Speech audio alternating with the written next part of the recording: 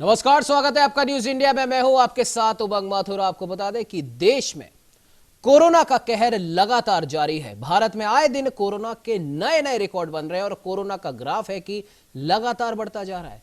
Corona पर लगाम कसने या फिर यूं कहें कि कोरोना से बचने के लिए सरकार ने नियम कायदे तो तय कर रखे हैं, लेकिन सरकार ने इसके लिए गाइडलाइन भी समय समय पर जारी करी। बावजूद इसके देश में कोरोना संक्रमण लगातार बढ़ रहा है और आखिर इसकी वजह क्या है? क्या नियमों का सही ढंग से पालन नहीं हो रहा या फिर राजनीतिक दलों से जुड़े लोग ही इन्हीं गाइडलाइंस का मखौल उड़ा रहे हैं? सोशल डिस्टेंस से लेकर कई अहम नियम बनाए गए, लेकिन बढ़ते कोरोना संक्रमण के बीच सवाल ये उठते हैं कि क्या इन नियमों का सही तरीके से पालन भी हो रहा है? इस संकट के दौरान हमें राज्यों में राजनीतिक दलों के धरने प्रदर्शन भी खूब देखने को मिले और अभी भी मिल रहे हैं। सत्ता पक्ष हो या फिर विपक्ष, हर कोई अपने अपने कार्यकर्ताओं के साथ सड़क पर उतर रहा है, सोशल डिस्टेंसिंग की जमकर धज्जियां उड़ा रहा है।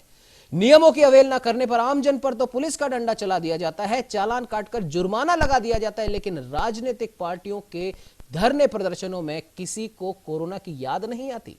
राजस्थान की अगर बात करें तो कांग्रेस की आपसी फूट के दौरान सामने आई तस्वीरें हो या फिर कांग्रेस और विपक्ष की तरफ से नीट और जेईई परीक्षा रद्द करवाने की मांग हो या फिर उत्तर प्रदेश में सपा कार्यकर्ताओं का राजभवन घेराव से लेकर राजस्थान में बीजेपी का बिजली दरों के खिलाफ किया गया हल्ला बोल हो, राजनीतिक दलों की ओर से कोरोना काल में किए गए धरने प्रदर्शन के ऐसे कई उदाहरण पूरे देश में मिल जाएंगे और आपको आज भी मिल जाएंगे, जिनमें सोशल डिस्टेंसिंग की जमकर धज्जियां उड़ाई जाती हैं। तो सबसे बड़ा और महत्वपूर्ण सवाल आज जनता यही पूछ रही है कि कोरोना को लेकर जो गाइडलाइंस है वो क्या सिर्फ और सिर्फ आम जनता के लिए है? सरकार और उनके मंत्रियों पर क्या इसका कोई असर नहीं होता? और इसकी वानगी भी साफ देखने को मिल रही है। जिस प्रकार से पूरे देश में तमाम राजनीतिक पार्टियों के नेता धीरे धीरे कोरोना पॉजिटिव हो रहे हैं, वो साफ है कि जब जब आपने सोशल डिस्टेंसिंग की और कोरोना की मजाक आपने उड़ाया, सजा आपको ही मिल रही है। लेकिन इन सब के बीच आप ये भूल जाते हैं कि अपने धरने प्रदर्शनों में आप जिन कार्यकर्ताओं को लेकर जाते हैं उनका भी परिवार है और उनकी सेहत का कौन ध्यान रखेगा? मैं जो देख करके आया हूं 19 दिन पीजीआई में, मैं वो सच्चाई आपको बताना चाहता हूं, सदन के माध्यम से उत्तर प्रदेश को बताना चाहता हूं और सदन के माध्यम से अपने सभी माननीयों को भी बताना चाहता हूं कि कोई गलत फहमी में न रहे। हम तो ये कहेंगे, भगवान से प्रार्थना करेंगे कि किसी को कोरोना ना हो। हमारे ही बगल में, अब हम लोगों के बीच नहीं है, स्वर्गीय चेतन सिंह चौहान जी, मैं 13 नंबर बेड पर था और वो 14 नंबर बेड पर था। अगर नेता सदन सुनेंगे तो आप भी आश्चर्य रह जाएंगे।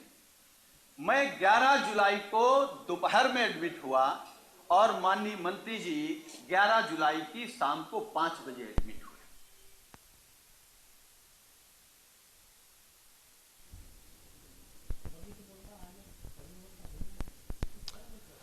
तो आपको बता दें, इसी पर बात करने के लिए हमारे साथ हमारे सहयोगी सुनील सुशीला शर्मा हमारे साथ जुड़े हुए हैं। सुनील जी, जिस प्रकार से हम पूरे देश में देख रहे हैं कि कोरोना का ग्राफ जिस तेजी से बढ़ रहा है, ऐसा लग रहा है कि पहले और दूसरे लॉकडाउन के समय जो पाबंदियां थी और जिस प्रकार से क्या आम और क्या खास इस कोरोना को गंभीरता से ले रहा था, अब ऐसा लगता है कि मामला पूरा उलट चुका है और आम आदमी तो छोड़िए, खास आदमी भी ऐसा लग रहा है कि कोरोना को गंभीरता से नहीं ले रहे। जैसा कि प्रधानमंत्री नरेंद्र मोदी ने भी कहा और तमाम राज्यों के मुख्यमंत्रियों ने भी कहा कि कोरोना के साथ में हमें जीना पड़ेगा। तो ऐसा लग रहा है कि कोरोना के साथ में जीना शुरू कर दिया है। लापरवाही का आलम यह है कि आम आदमियों को तो डंडे मारे जाते हैं, आम आदमियों से तो जुर्माना वसूल किया जाता है, लेकिन जो खास लोग हैं, क्या उनके ऊपर इन गाइडलाइंस के उल्लंघन का आरोप नहीं लग सकता? या फिर जिन्होंने गाइडलाइन बनाई है वो खुलेआम खुद ही इसकी धज्जियां उड़ाते जा रहे हैं और हालांकि इसकी सजा भी उन्हें मिल रही है? सुनील जी। जी उमंग, बिल्कुल सही बात कह रहे हैं आप। जिस समय कोरोना प्रवेश किया था भारत में, उस समय पर सब लोगों ने मिलकर एक निर्णय लिया था, एक प्रण लिया था कि हमें कोरोना को घेर कर बाहर भगाना है। परंतु आज इस समय कमोबेश हर राज्य की स्थिति ये हो गई है कि इस कोरोना के मुद्दे पर पक्ष विपक्ष एक दूसरे को घेर रहा है। इन लोगों के पास में एक अच्छा बहाना मिल गया है, एक अच्छा मुद्दा मिल गया है एक दूसरे को घेरने का।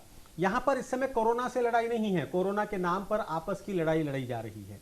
आप देखिए, क्या शहर में जब आप जाते हैं आपको लगता है कहीं पर भी कि कोरोना वाला वो इफेक्ट है, कि ये वही कोरोना है जिसने कि कुछ दिनों पहले हम सबको घर में बंद रहने को मजबूर कर दिया था?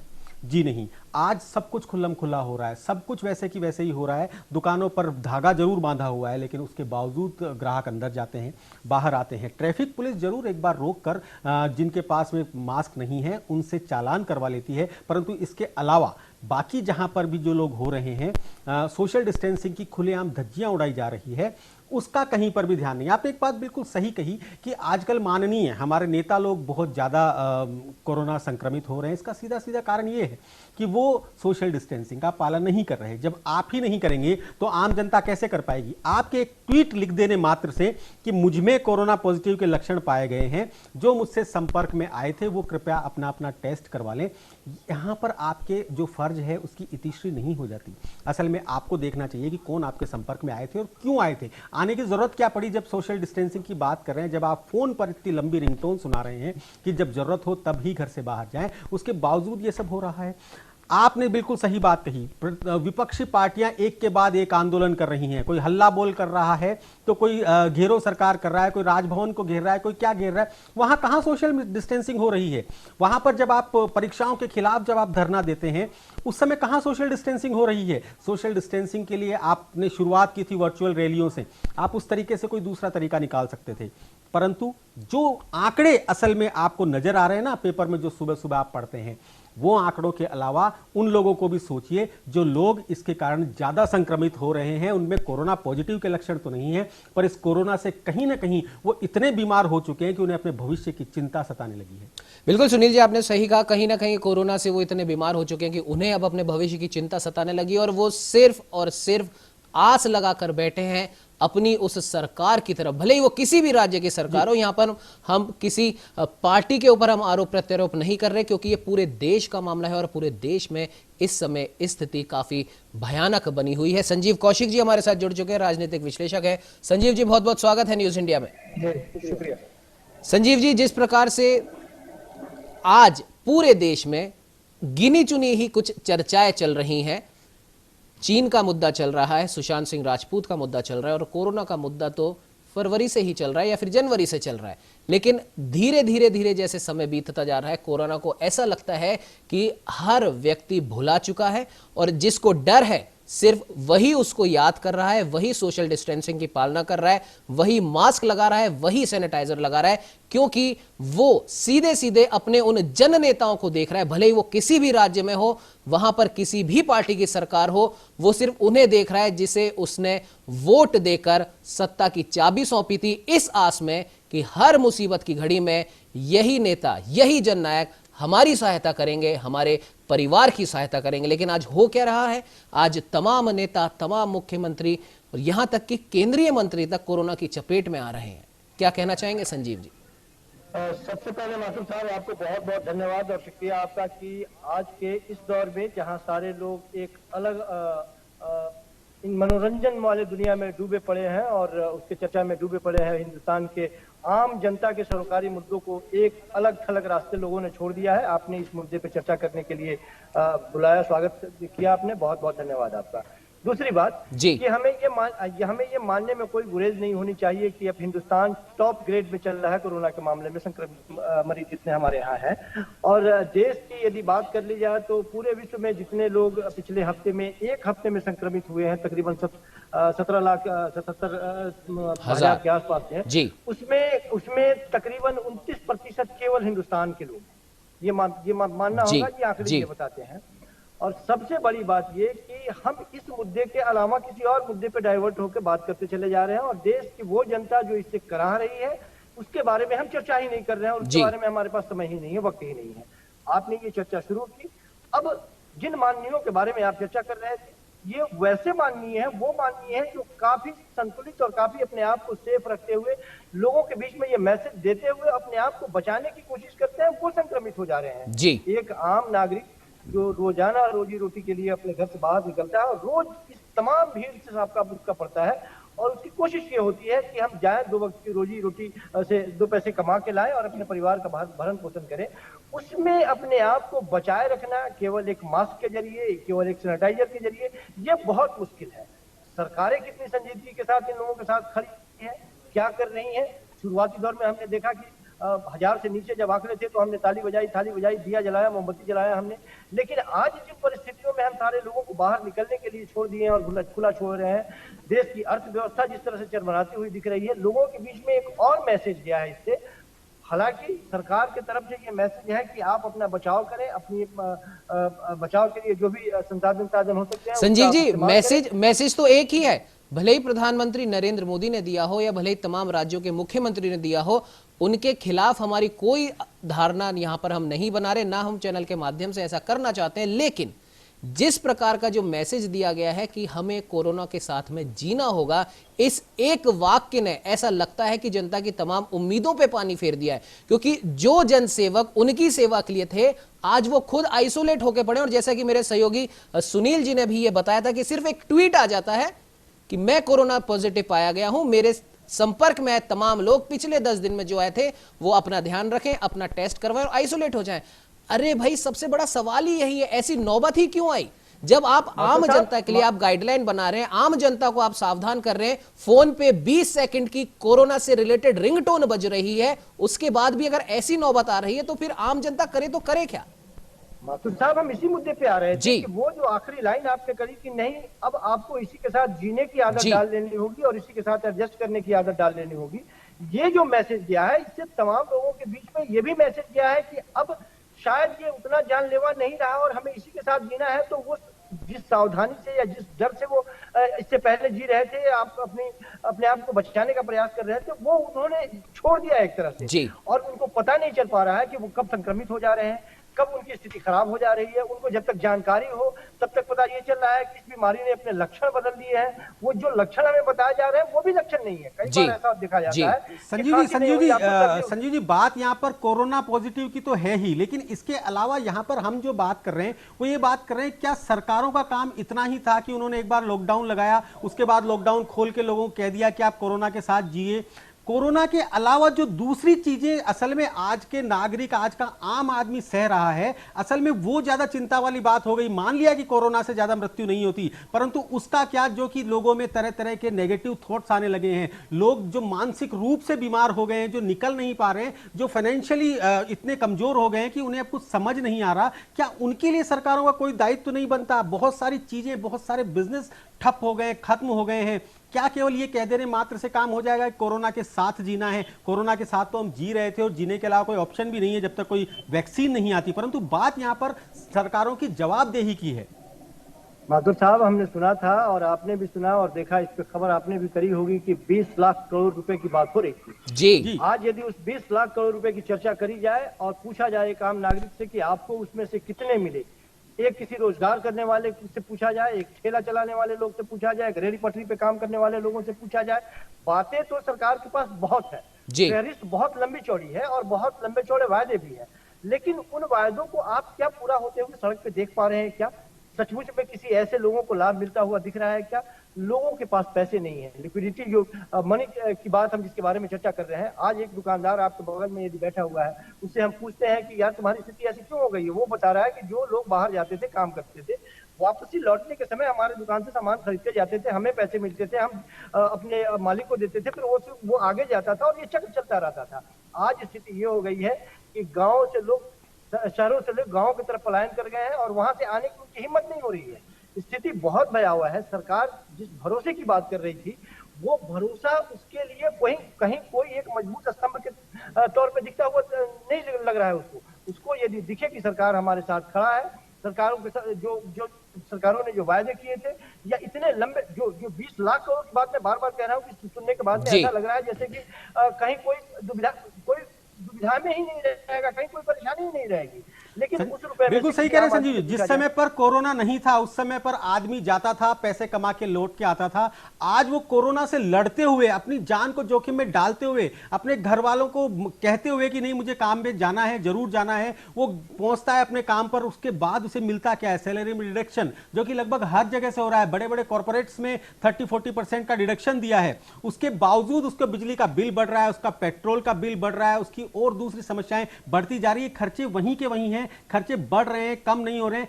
ऐसे में आम आदमी मानसिक रूप से बीमार नहीं होगा तो क्या होगा? फ्रस्ट्रेट नहीं होगा तो क्या होगा? नहीं होगा तो भी उसे बुखार में अपने आप को कोरोना महसूस होगा, लेकिन उसके बावजूद वो घर से निकलता है, जाता है, क्योंकि कोरोना से डर उसका खत्म नहीं हुआ है, असल में उसके पैसे खत्म हो गए हैं।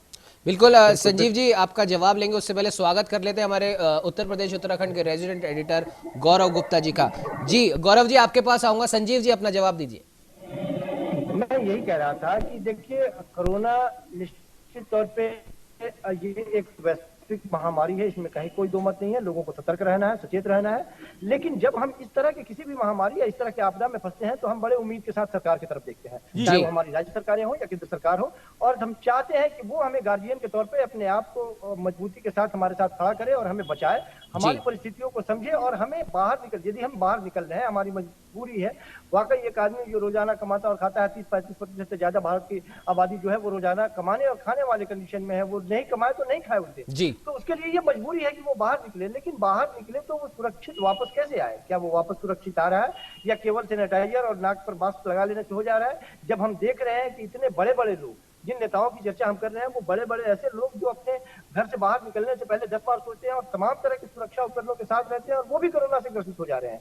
और दूसरी तरफ 2 लाइन की पट्टी, जिसके बारे में आप चर्चा कर रहे हैं कि कोरोना से बचने के लिए तमाम ये सारी चीजें हैं, इससे आप अपनाते रहें और कोरोना से बचते रहें। इससे कारगर ये सिद्ध नहीं हो रहा है। और अभी भी मैंने कहा कि हिंदुस्तान टॉप ग्रेड में है, अभी सबसे ऊपरी श्रेणी में है, और 2 नंबर पर बाकी 2 देश जो है वो अभी भी जूझ रहे हैं कि 2 नंबर पे कौन आ जाए। लेकिन हम सिर्फ ये कह रहे हैं कि इन कोरोना से यदि वाकई हमें अभी निजात नहीं मिलने जा रही है, तो इससे लड़ते हुए यदि हमें अपने आप को आगे सर्वाइव करने के लिए या जीवन यापन करने के लिए आगे चलना है, सरकार ने जो हमें बंदोबस्त किया है, सरकार ने जो हमारे लिए उपाय किए हैं, क्या वो काफी है?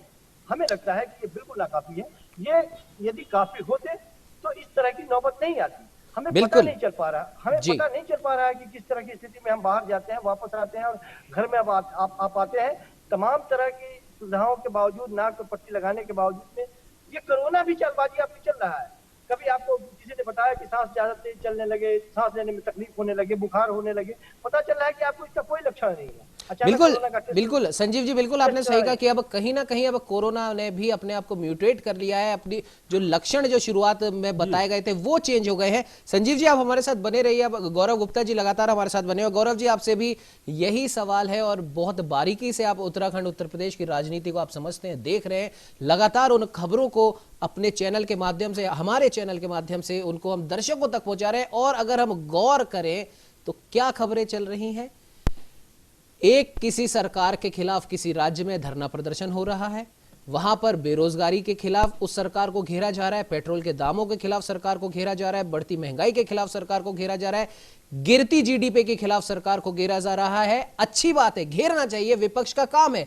लेकिन आप ये क्यों भूल गए कि इस समय देश में 35 लाख से भी ज्यादा कोरोना से संक्रमित व्यक्ति हो चुके हैं।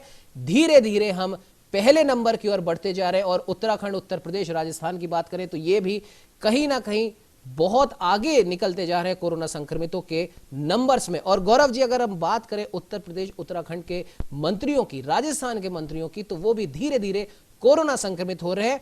और उसके बाद में क्या हो रहा है? सिर्फ और सिर्फ सरकार को घेरने के लिए उत्तराखंड में अगर बीजेपी का राज है तो कांग्रेस वहां धरना प्रदर्शन कर रही है, राजस्थान में कांग्रेस का राज है तो बीजेपी यहां धरना प्रदर्शन कर रही है, तमाम रैलियां बदस्तूर जारी है। लेकिन एक आम आदमी 50 से ज्यादा लोगों के साथ अपना कोई फंक्शन नहीं कर सकता।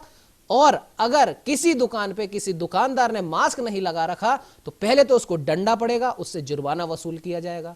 और हमारे माननीय क्या कर रहे हैं वो दुनिया के सामने है, पूरी देश की जनता के सामने है। गौरव जी। उमंग जी, मैं आपको बता दूं कि 25 मार्च वो तारीख थी जब प्रधानमंत्री नरेंद्र मोदी ने साफ तौर पर कहा था कि जान है तो जहान है। जी और यही कारण था कि जब जान और जहान से हमारे देश के प्रधानमंत्री मोदी ने जान को प्राथमिकता दी, और आपको याद होगा 21 दिन का पहला लॉकडाउन हुआ।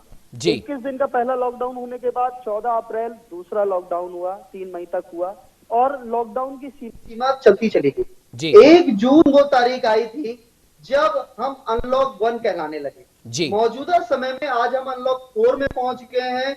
उत्तराखंड में बात करें, कई महीनों तक 700 का नंबर पार नहीं हुआ था। आज उत्तराखंड की स्थिति है कि 700 कोरोना पॉजिटिव रोज आ रहे हैं। जी उत्तर प्रदेश में लगातार आप ये देख लीजिए कि हम 55,000 कोरोना पॉजिटिव पार हो चुके हैं। 65,000 के आसपास हमारे यहाँ मौतें हो गई हैं। आज सच्चाई उमंग जी पता है क्या है? सच्चाई जी। ये है कि एक आम आदमी ये जो मास्क इसके लिए लगा रहा है कि चौराहे पर उसको पुलिस वाला 500 रुपए का जुर्माना न लगा ले। जी आप आम आदमी की बात कर रहे हैं। आम आदमी सिर पे कफन बांध कर कोरोना की बिना परवाह किए बाजार में निकल रहा है, क्योंकि उसको लौट कर लाकर अपने घर में अपनी रोजी रोटी चलानी है। आज सोशल डिस्टेंसिंग का नाम का सिर्फ ये रह गया है कि हम 4 कार्यक्रमों में देखते हैं कि आपने दूर दूर लोगों को बैठा लिया और इस पर कोई चर्चा परिचर्चा करने की जरूरत नहीं है। राजस्थान में हमने देख लिया उमंग कि 1 महीने तक सियासी नाटक कैसे सचिन पायलट और अशोक गहलोत के बीच में जूझता रहा। जी। उत्तर प्रदेश में हम देख रहे हैं कि आज कोरोना की 30 सेकंड की टोन भले ही आ रही हो, मगर वहां पर जातिगत और दूसरे आधार पर सर्वे हो रहा है, क्योंकि 1.5 साल बाद उत्तर प्रदेश में चुनाव है। उत्तराखंड की स्थिति यह बनी हुई है कि यहाँ पर जो है विधायक आज भी दिल्ली में जेपी नड्डा से मिलने को तैयार है, क्योंकि वो 2022 में नेतृत्व नहीं चाहते हैं। अरे भैया, कोरोना की टेंशन किसको है?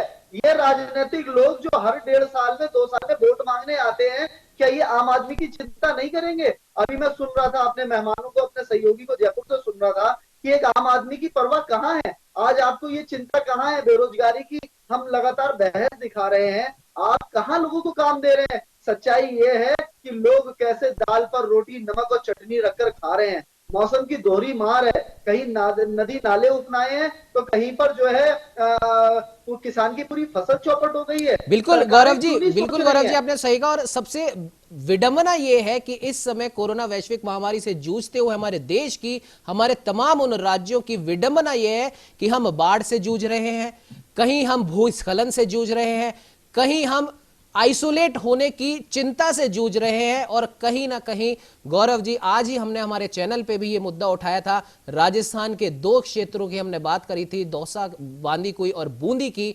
वहां पर छोटे छोटे बच्चों के साथ क्या हुआ, उस पर सरकार का ध्यान नहीं है। एक 1.5 साल का बच्चा ब्लड कैंसर से पीड़ित है, 1.25 लाख रुपए वो खर्च कर चुका है।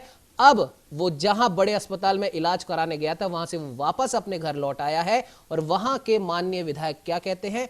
भगवान ने इनके साथ बहुत बुरा किया मदद करने के नाम पे। जबकि उमंग जी, हमारे देश में, मैं गौरव आपको- जी माफ कीजिएगा, बीच में आपको रोक रहा हूं, हमारे देश में भामाशाह योजना चल रही है, हमारे देश में आयुष्मान योजना चल रही है, उसके बाद भी एक गरीब को अपने 1.5 साल के बच्चे के लिए सिर्फ और सिर्फ आंख में आंसू के अलावा कुछ नहीं बचा।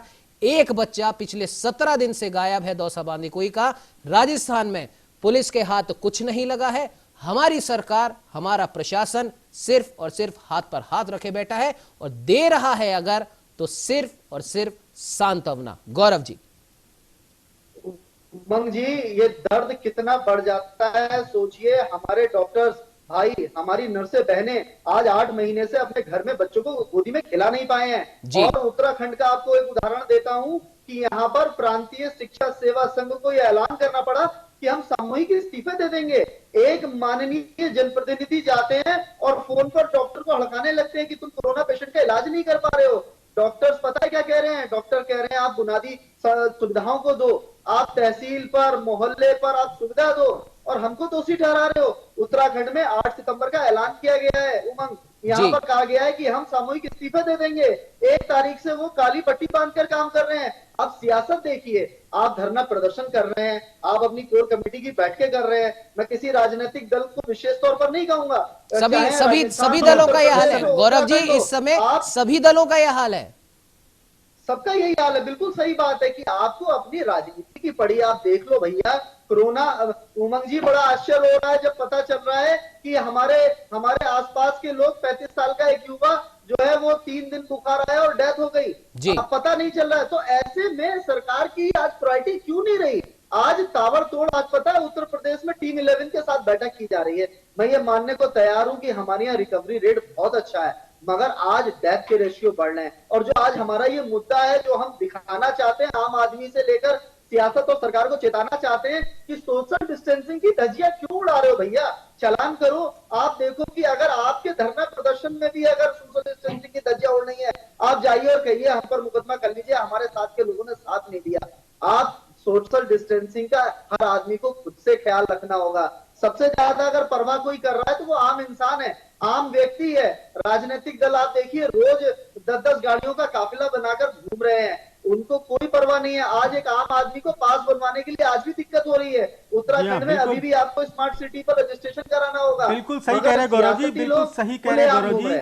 पिछले 70 साल से आजादी के बाद में हमेशा आम आदमी ने सरकारों को कुछ ना कुछ दिया है। आज पहली बार जब उसे कुछ लेने की जरूरत पड़ी तो उस समय सरकारें आंखें मूंद के बैठी है, वो सिर्फ अपनी राजनीति कर रही हैं। उन्होंने कोरोना को बॉल बना लिया है, गेंद बना लिया और एक दूसरे को एक तरह से फुटबॉल खेल रहे हैं। उनके पास में सिर्फ एक मुद्दा रह गया है कोरोना, इससे ज्यादा कुछ भी नहीं है। कभी कहते हैं कि मास्क लगाइए और उसके कुछ दिन बाद आता है कि N95 मास्क जो है वो इसके लिए सही नहीं है। आम आदमी जाए तो कहां जाए, आदमी करे तो क्या करे? उसके पास पैसे नहीं बचे जेब में, उसको पता नहीं है कि अगर मुझे कोरोना हो जाएगा तो कौन से अस्पताल में जाऊंगा जहां मुझे इलाज मिलेगा। अस्पतालों की हालत देखिए, सबसे बुरी चीज है अस्पतालों की हालत देखिए। बेचारे डॉक्टर नर्स काम कर रहे हैं, बिल्कुल सही बात है, परंतु उसके बावजूद राजनीति राजनीति राजनीति। यहां पर सिर्फ एक बात कहना चाहूंगा, इस कोरोना ने सब कुछ समाप्त कर दिया, सब कुछ खत्म कर दिया। अगर कुछ खराब नहीं हुआ, कुछ खत्म नहीं हुआ, तो वो है हमारे देश की राजनीति, जो कि मार्च में MP से शुरू हुई थी, राजस्थान होते हुए पूरे देश में सिर्फ और सिर्फ चल रही है तो राजनीति।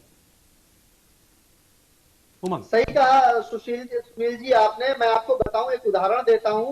लोग यहाँ दुआ कर रहे हैं कि अगर वो कोरोना पॉजिटिव होकर हॉस्पिटल पहुंचते हैं तो या तो वो निगेटिव होकर लौट कर आते हैं या डेथ होकर लौट कर आते हैं, और डेथ में भी उनको बॉडी उनके हाथ में नहीं दी जा रही है। सबसे बड़ा एक सवाल मैं उमंग जी आपके सामने रखता हूं। आज लोग दुआ कर रहे हैं कि वो बीमार ना पड़े। अगर वो किसी गंभीर बीमारी से ग्रस्त हो जाते हैं और कोरोना अगर उनको नहीं है तो उनका इलाज नहीं हो पा रहा है, उनसे पहले कहा जाता है आप अपना कोविड टेस्ट करा के लाइए। कोविड टेस्ट की रिपोर्ट 2 दिन में आती है, 3 दिन वो आदमी चक्कर खाकर घूमता है और घर में अपना इलाज कराने को मजबूर हो रहा है। तो मैं सरकारी व्यवस्थाओं पर, हमारी नियमावली पर और धीरे धीरे जो अनलॉक 4 में हम बढ़ते भले ही जा रहे हैं, क्योंकि हमें रियायतें चाहिए, मगर हमें नहीं भूलना चाहिए कि WHO कह रहा है अभी 2 साल लगेंगे कोरोना काबू पाने में। और ये आप मान लीजिए, पहले हम सुनते थे कि उस शहर में कोरोना पॉजिटिव आ रहे हैं, फिर हम सुनते थे उस मोहल्ले में कोरोना पॉजिटिव आ रहे हैं, आज घर घर की कहानी हो गई। सरकार को एक बड़े स्तर पर ऐसा नियम बनाना होगा और इस व्यवस्था से निपटना होगा। जी उमंग जी बिल्कुल गौरव जी, आपने सही कहा। और सीधी सी बात यह है कि जिस प्रकार से अवहेलना की जा रही है कोरोना गाइडलाइंस की, खुद सरकारी महकमे के द्वारा, खुद प्रशासन के द्वारा, और ऐसे आज एक नहीं हजारों सैकड़ों उदाहरण हैं। उत्तर प्रदेश के प्रयागराज का एक उदाहरण आपको बता देते हैं गौरव जी, जो हमने भी चलाया है। एक मरीज, कोरोना से पीड़ित मरीज हॉस्पिटल में जाता है और उसके पास में स्ट्रेचर तो छोड़िए, एक वार्ड बॉय तक नहीं आता है। और आलम यह वहां पर होता है, उसके परिजन उसको कुर्सी पर बिठाकर लेकर अंदर जाते हैं और वो हॉस्पिटल के उस वार्ड तक पहुंचते पहुंचते अपने ही परिजनों के हाथों में वो दम तोड़ देता है। और सरकारी मशीनरी, हॉस्पिटल प्रशासन के कान पर जूं तक नहीं रेंगती और उनके पास उन परिवारजनों को देने के लिए होती है तो सिर्फ और सिर्फ सांत्वना। यहां पर अब कौशिक जी राजनीतिक विश्लेषक लगातार बने हुए। संजीव जी, आपके पास आना चाहूंगा। जिस प्रकार से आप भी देश भर से मामले सुन रहे होंगे, उत्तर प्रदेश का एक उदाहरण हमने ब्रेक पे जाने से पहले लिया था कि कैसे एक मरीज अपने परिजनों के हाथ में ही दम तोड़ देता है। राजस्थान के 2 आपको हमने उदाहरण बताए, 2 छोटे छोटे बच्चों के।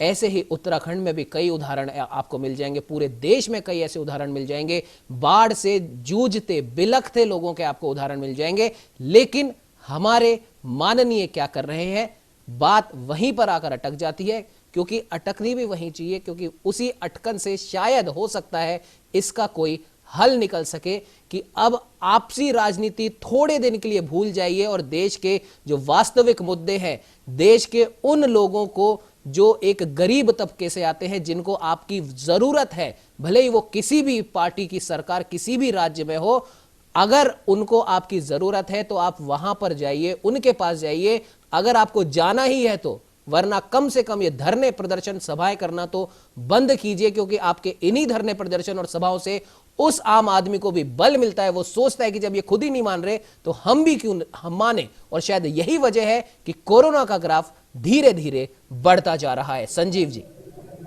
माफी साहब, केवल देश के आप उत्तर प्रदेश, राजस्थान या तमाम उत्तराखंड की बात ना करें, पूरे हिंदुस्तान की बात कर लें, आप देखेंगे चारों तरफ इस कोरोना से त्राहिमाम है और तमाम तरह की बातें, चाहे बिहार में आप बाढ़ की स्थिति देख लें, तो चारों तरफ इस तरह की स्थिति बनी हुई है और उसमें कोरोना का तांडव एक अलग स्तर पे है। सरकारें इसके प्रति कितनी संजीदगी से इसको देख रही है, हैंडल करने का प्रयास कर रही है। आप देखे होंगे कि अभी हाल फिलहाल में बच्चों से के परीक्षा से जुड़ी हुई एक मसला सामने आ रही है, जेईई और नीट की एग्जाम। उसमें जिस तरह से हम चाहते हैं कि सदन में प्रवेश की बात जहां तक होती है तो माननीयों का पहले कोरोना टेस्ट किया जाता है कि आपकी पहले जांच करी जाएगी, उसके बाद में आप सदन में जाएंगे।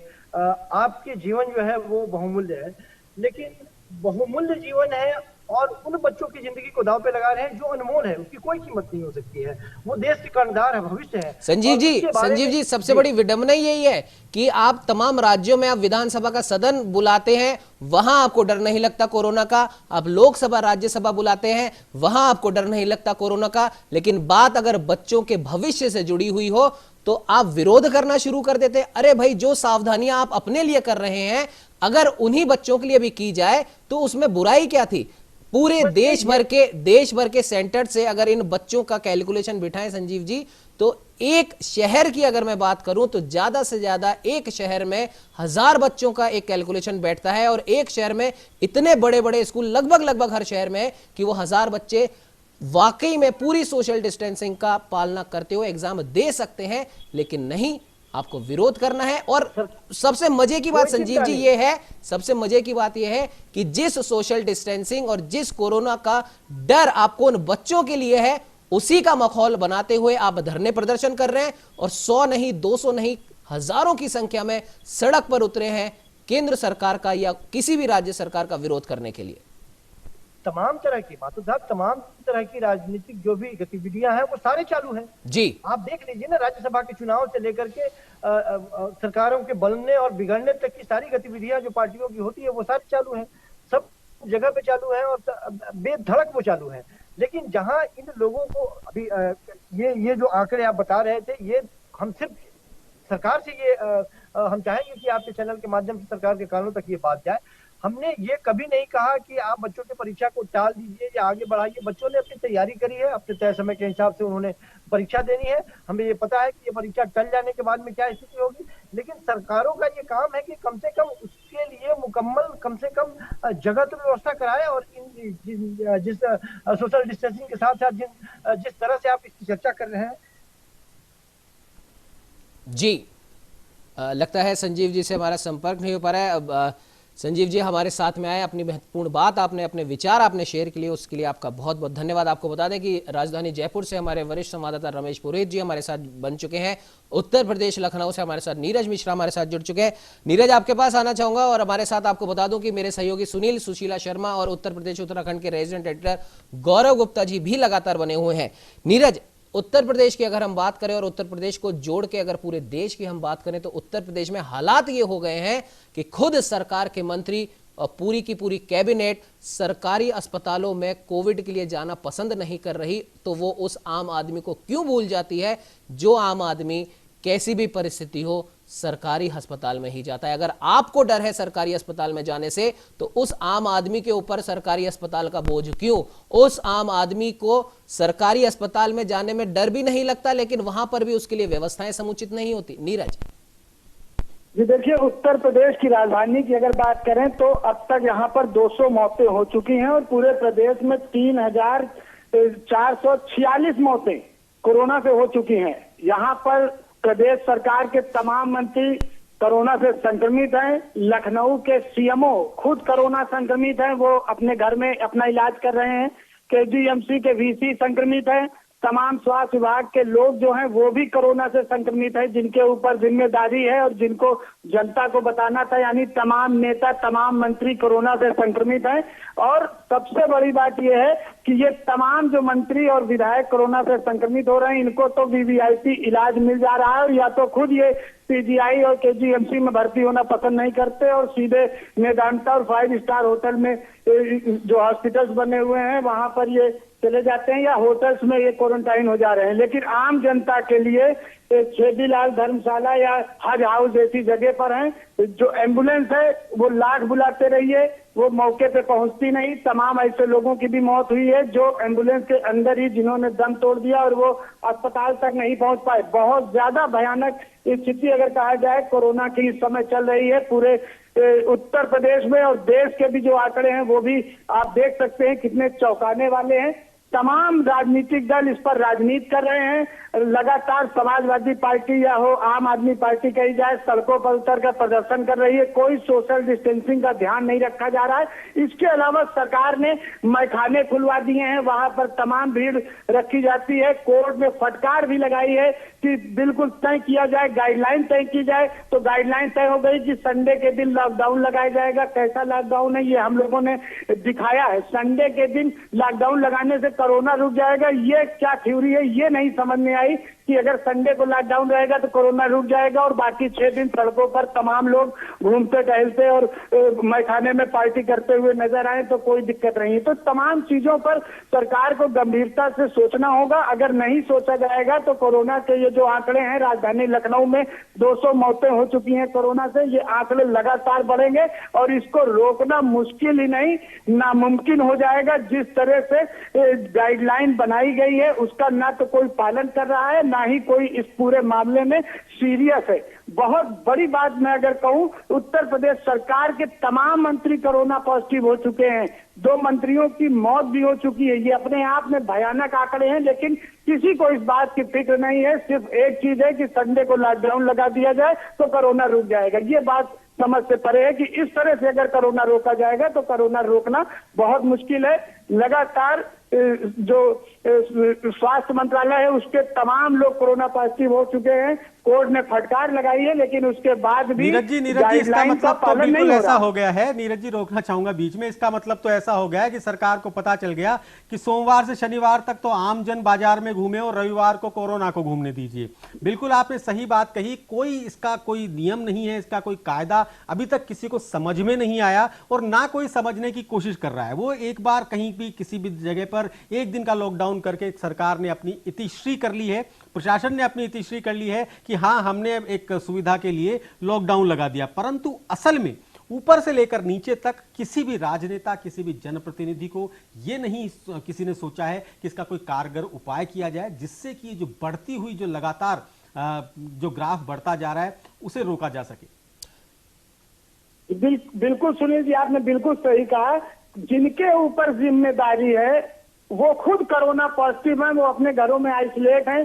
तो उत्तर प्रदेश में और खासकर राजधानी लखनऊ में किस तरह से कोरोना का संक्रमण रोका जाएगा ये अभी तक किसी को समझ में नहीं आ रहा है। सिर्फ और सिर्फ खाना पूर्ति की जा रही है और कोर्ट की फटकार के बाद भी कोर्ट लगातार कह रही कि आप बताइए, कल कोर्ट ने कहा है कि हुक्का बार बंद किया जाए। पूरे प्रदेश में हुक्का बार चलाया जा रहा है, तमाम लोग हुक्का पीने बार में जा रहे हैं। मैखाने पूरी तरह से ओपन हो गए हैं, खुल गए हैं, वहां पर जाम छलकाए जा रहे हैं और सैकड़ों लोग वहां जा रहे हैं। शराब की दुकानें खुली हैं, लंबी लंबी लाइनें लगी रहती हैं।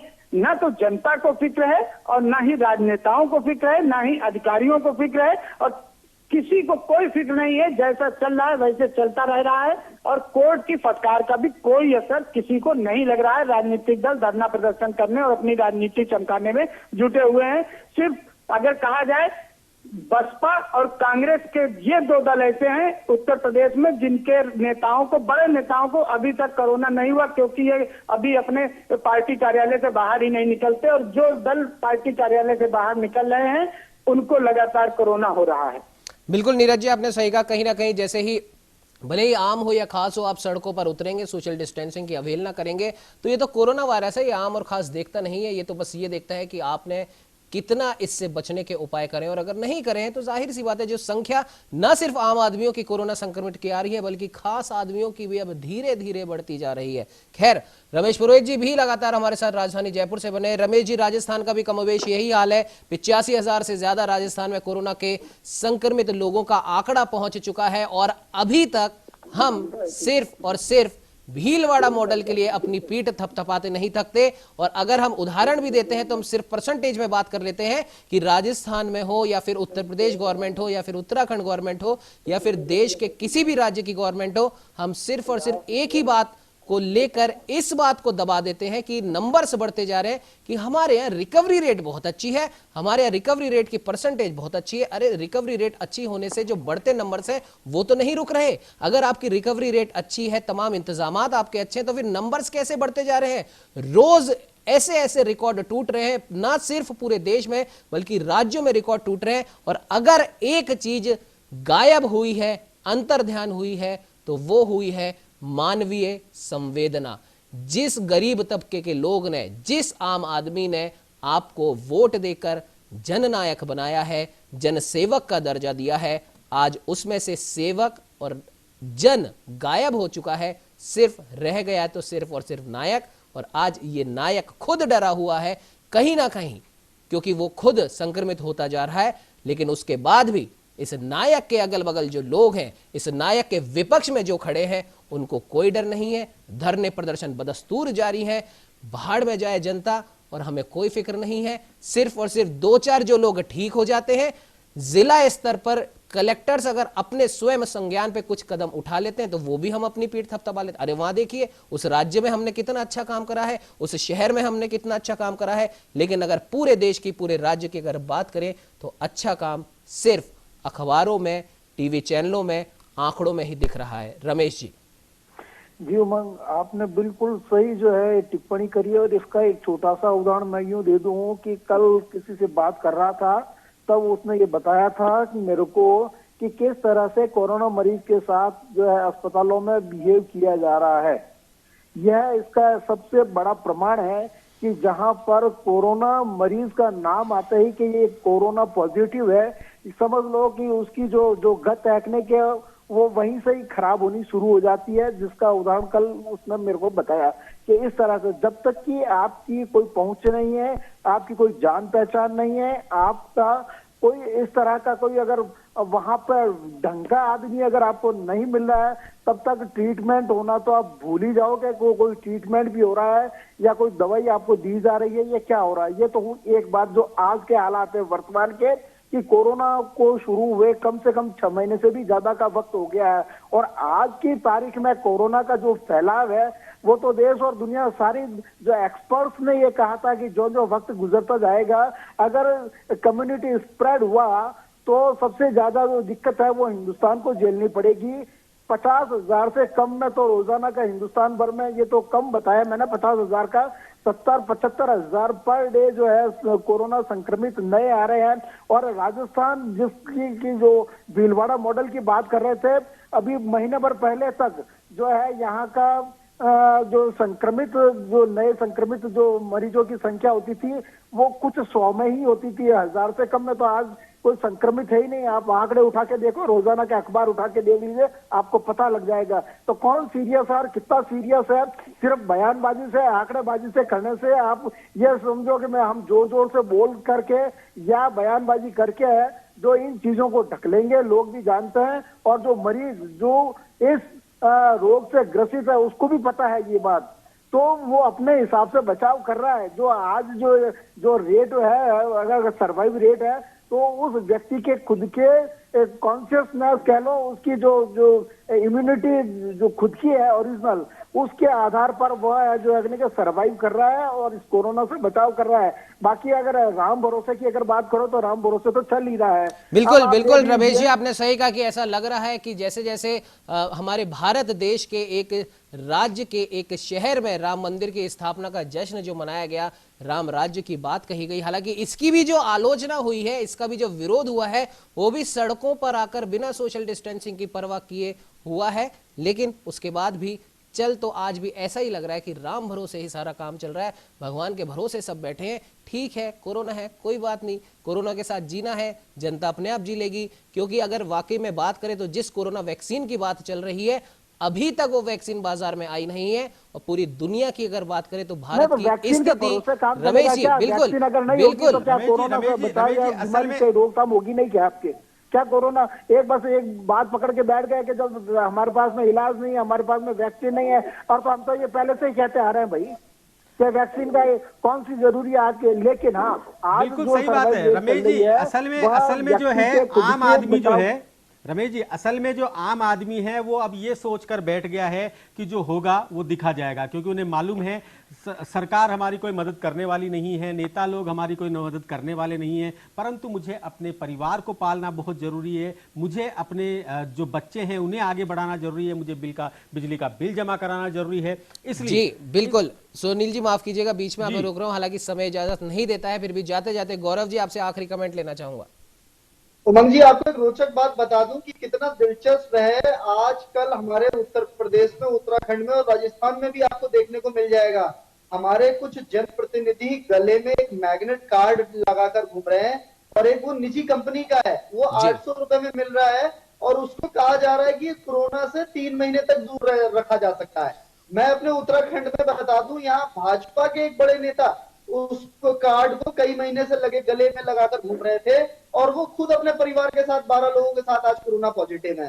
तो आप देख लीजिए कि हमारे जनप्रतिनिधि किस तरीके से दूसरी चीजों पर डाइवर्ट हो रहे हैं, जबकि जनता किस तरीके से आगे बढ़ रही है ये सबके सामने है। जनता की परेशानियां किस तरीके से बढ़ रही है।